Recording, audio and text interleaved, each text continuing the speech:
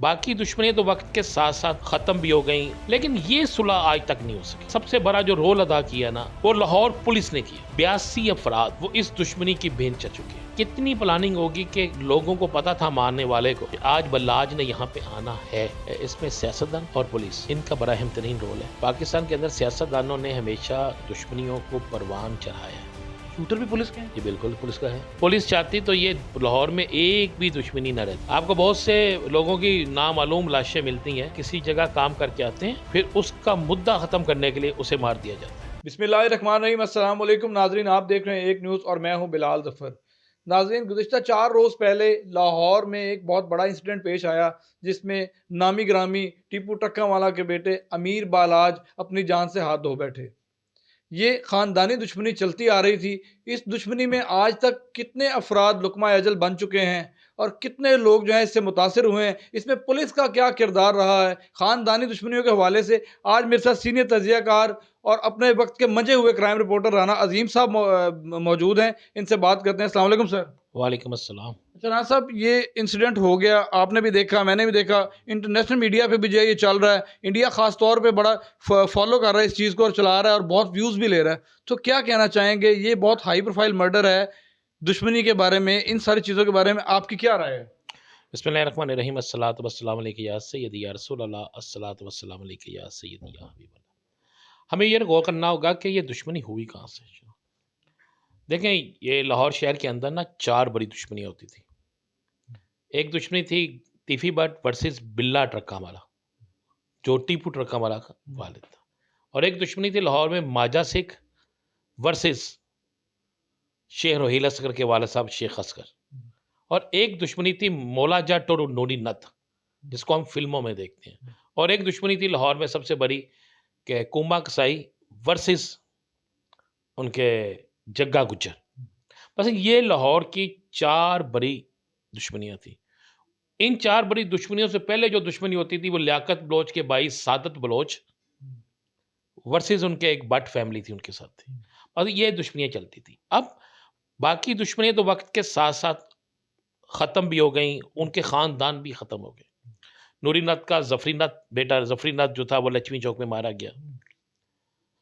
शेर रोहिल असगर के वालिद शेख असगर मारे गए और हरकत शेर रोहिल असगर और माजा सिख यानी इखलाक गुड्डे के वालिद में सुलह हो गई, वो भी एक हो। लेकिन ये सुलह आज तक नहीं हो सकी। ये एक लड़ाई शुरू हुई थी मोची गेट में एक छोटे से प्लाट से, और उस प्लाट के बाद बड़ी लड़ाई हुई। लड़ाई इतनी दूर तक गई कि कई इसमें कत्ल हुए।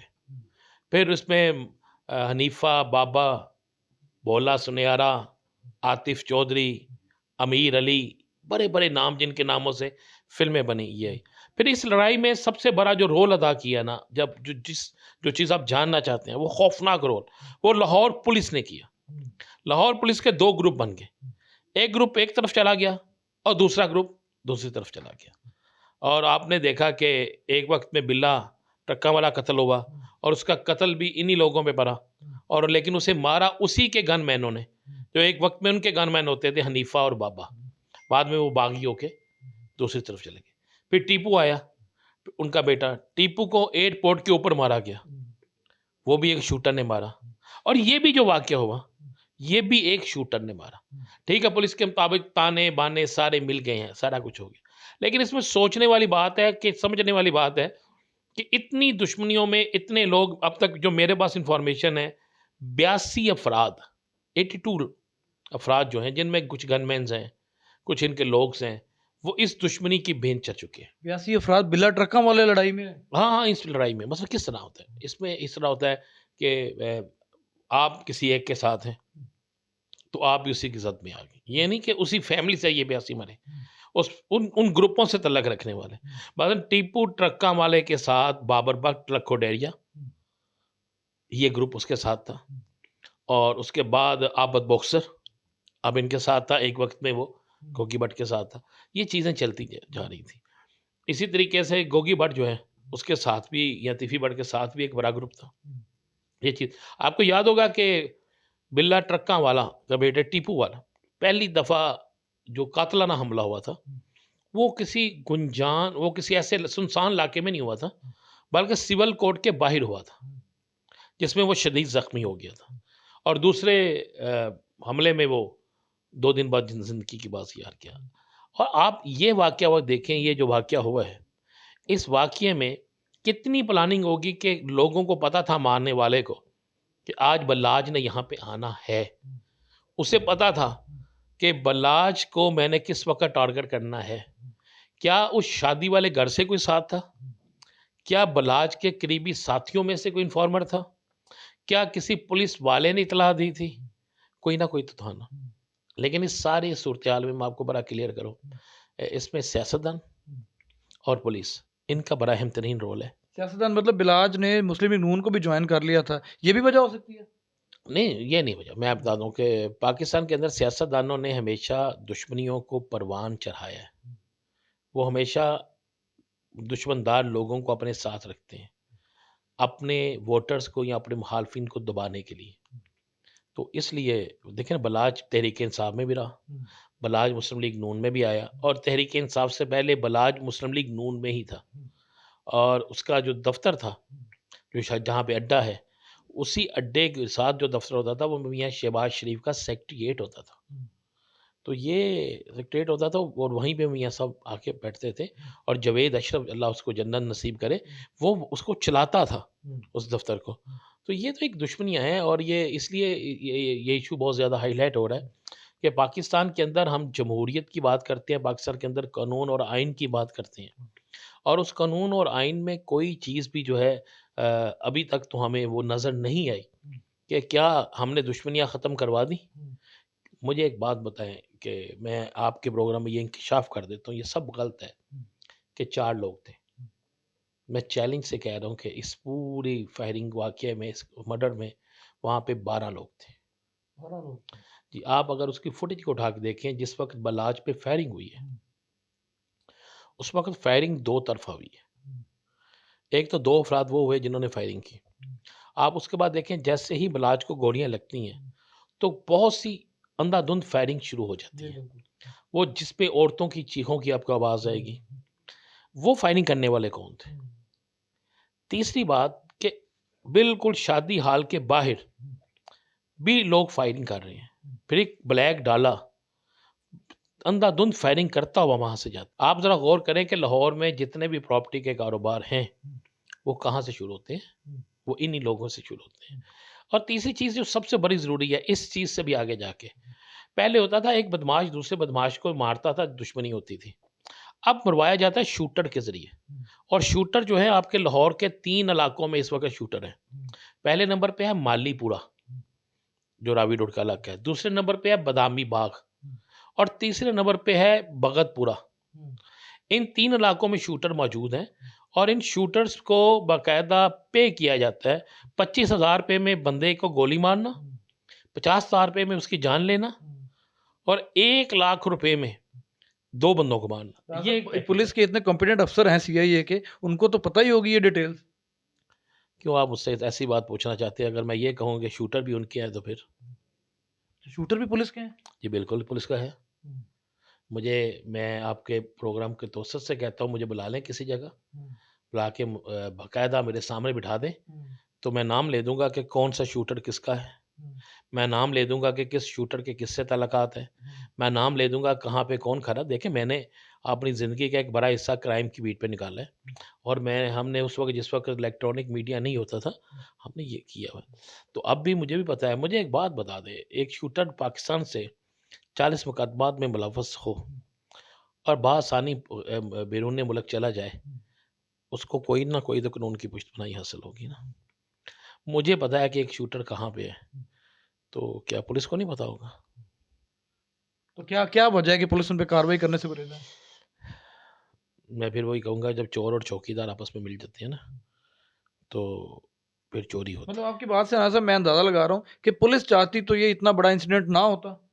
पुलिस चाहती तो ये लाहौर में एक भी दुश्मनी ना रहती। मुझे एक बात बता दें, आपने एक रूल निकाला है कि गनमैन किसी के साथ नहीं जाएगा।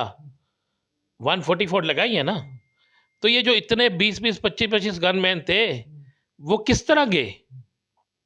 क्या कभी किसी बड़े दुश्मनदार बंदे के डेरे पे छापा मारकर चेक किया गया है कि उसके पास जो 25, 30, 50 राइफ़लें हैं, उसके लाइसेंस कैसे बने?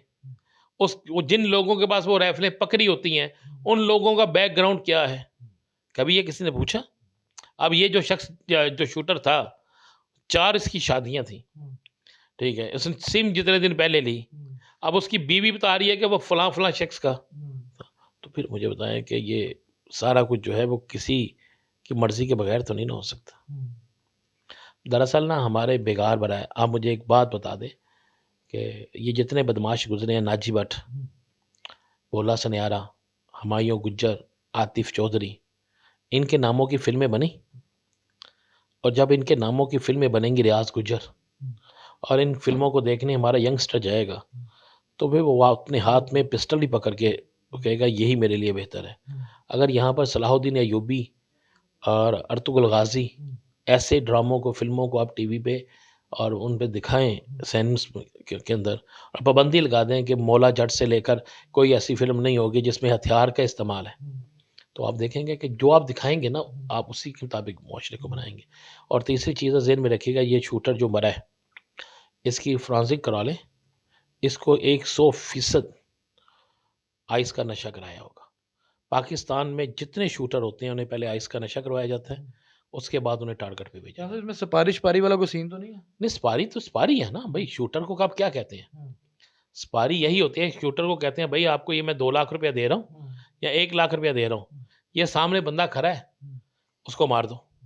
उसको तस्वीर दी जाती है, फिर एक बंदा उनके साथ जाता है, वो उन्हें बताता है ये फलाना है, वो देखता है ठीक है, बस उसको मारता है। फिर आपको ये भी मज़े वाली बात बता दूँ, जब कोई बड़ा टारगेट किया जाता है, जिस तरह बल्लाज का टारगेट एक बड़ा टारगेट था, बल्लाज को मारने वाले को आपका क्या ख़्याल है, बल्लाज के घर में उन्होंने मारा है? हाँ, ये बड़ी गर्दिश कर रही है बात, ये आपने बड़ी मेन बात की। उसको किसने मारा है? उसको ना उसने मारा जिसने उसको भेजा था, जिसके थ्रू वो मैनेज हुआ था, ताकि बात आगे निकल ही ना सके।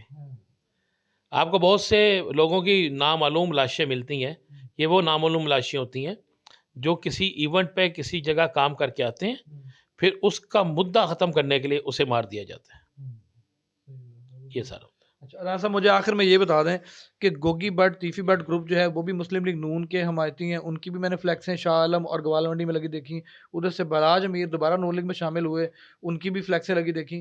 क्या मुस्लिम लीग नून के करीब इन 2 घरानों में से कौन लोग ज़्यादा करीब हैं उनके? किसकी फ़ेवर करेंगे वो? मैं समझता हूँ उनको किसी की फ़ेवर नहीं करनी चाहिए। अगर तो बतौर एक हुक्मरान, उन्हें इस जलती हुई आग को बुझाना पड़ेगा। उन्हें इस आग के जितने भी शोले हैं, उन्हें ख़त्म करना पड़ेगा, और उन्हें पाकिस्तान के अंदर अमन लाने के लिए, ये आप क्या समझते हैं, इससे अमन हो जाएगा? अब एक सवाल जो हर शख्स का आ रहा है कि एक ही ख़ानदान के लोग क्यों मर रहे हैं? मैं कह रहा हूँ एक ही ख़ानदान का, किसी भी ख़ानदान का कोई शख्स नहीं मरना चाहिए। किसी भी ख़ानदान का नहीं मरना चाहिए। अब ये सब डिपेंड करता है पाकिस्तान की अदलिया, पुलिस और हुकूमत पे। देखें, इसको ख़त्म करेगी, अगर आप समझेंगे पुलिस ख़त्म करेगी, नहीं। अगर आप कहेंगे सियासी लोग ख़त्म करेंगे, नहीं। इसको हुकूमत ख़त्म करेगी।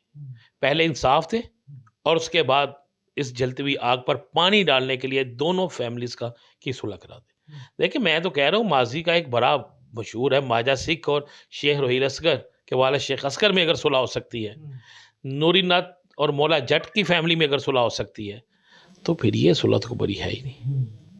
तो ये भी सुलह हो सकती है। ये भी सुलह हो सकते हैं, बिल्कुल जी। राना अज़ीम साहब की गुफ्तगू आपने सुनी। नाज़रीन, बहुत अहम नुकात जो है राना साहब ने इस वक़्त सामने रखे हैं, और बिल्कुल मैं समझता हूँ कि ये इस केस के मुतालिक जो बातें चल रही थी, वो इसी के गिर्द घूम रही हैं जो राना साहब ने निशानदेही की है। देखना ये है कि इंसाफ होता है या नहीं होता, पुलिस क्या कार्रवाई करती है, मुल्ज़िमान पकड़े जाते हैं या नहीं पकड़े जाते। हमें इजाज़त दीजिए। अल्लाह हाफ़िज़।